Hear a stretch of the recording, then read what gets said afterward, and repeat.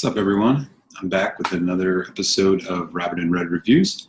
Today, we are going to review the Laphroaig 4 Oak Islay Single Malt from Scotland. This one is a travel exclusive, which means, of course, you won't find this on the shelf of your local liquor stores, but only in the duty-free shops if you travel internationally. Just a quick look at the bottle. And I'll pour a little bit of this out into the glass and tell you a little bit more about this stuff.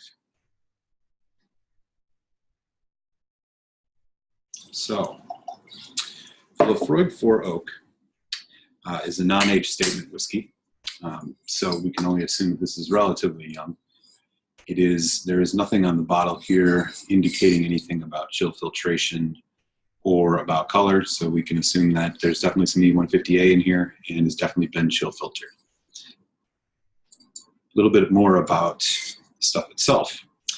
Created from 4 different oak barrels, each imposes unique character into this golden, creamy, peat-smoked Islay malt with warm, toasted vanilla notes.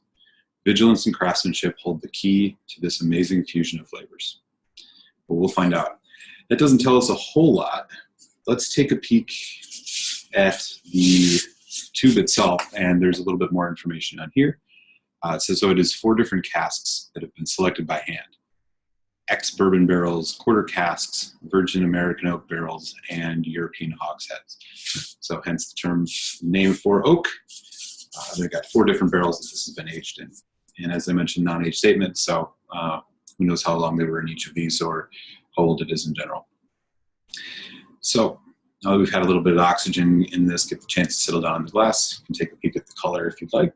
This, again, definitely looks pretty crystal clear to me, and that orange glow, as they say, definitely indicating us that there's definitely some color added to this one.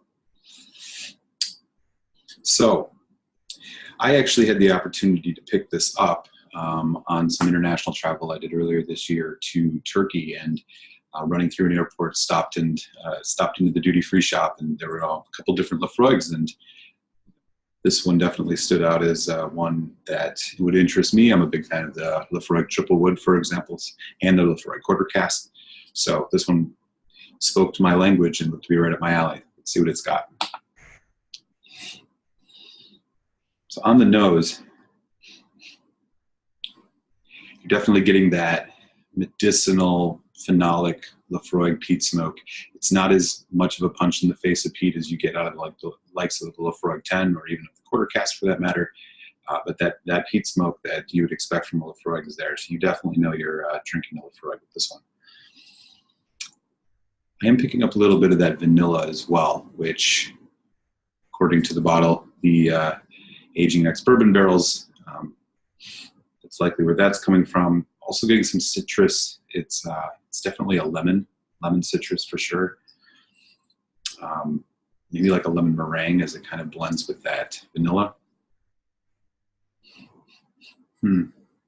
Not a whole lot else though. You know, I think that the 4 different oak barrels that this is aged in will probably show itself a little bit more, hopefully, on the palate. But like I said, so the nose definitely is giving you just that kind of signature Laphroaig, although a little bit flatter and a little bit more subdued than you get out of the likes of the Laphroaig 10 or the Laphroaig Quarter Cask. Take a sip.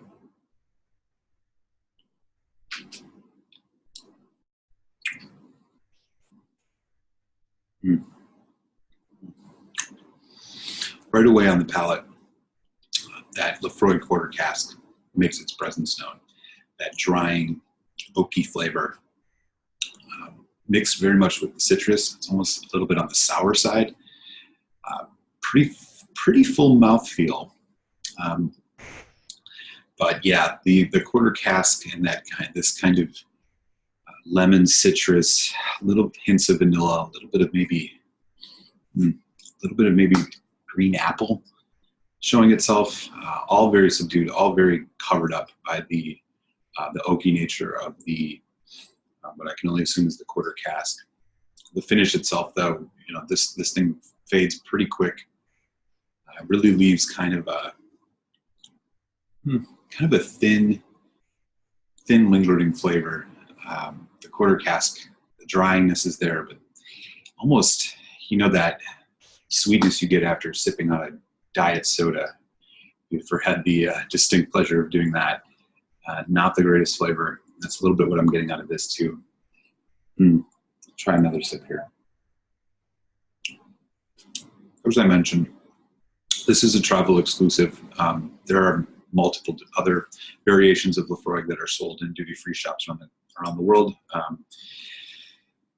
This one, I really can't say that I could recommend anybody purchasing this. I think when I got it earlier this year, this was about 55 euros, whatever the exchange rate is now, probably in that $60, $65 range. I can't recommend really that anybody would spend 60 American dollars on this one. We'll try it with a little bit of water and see if anything else happens here, but for that, it's a little bit much. For that amount of money, you can get yourself a nice bottle of a lower end but high quality Laphroaig. Thinking the 10, thinking the quarter cask.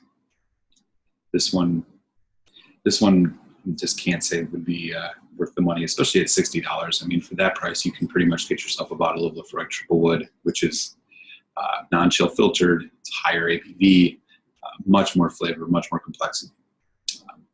Comparatively, this is just coming off as kind of flat and uninspired.